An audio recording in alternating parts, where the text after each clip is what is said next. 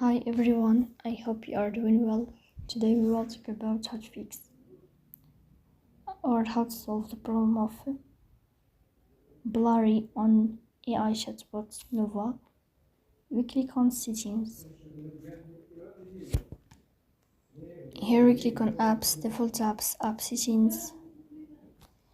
Then we will search for AI chatbot Nova.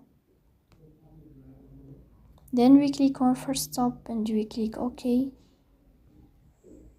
Here we go to storage.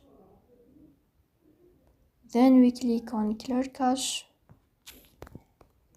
In this page you will turn off your Wi-Fi and you will turn on your Wi-Fi again to fix that problem. So please don't forget to support us by like and subscribe. See you next time and thank you for your watching and your attention.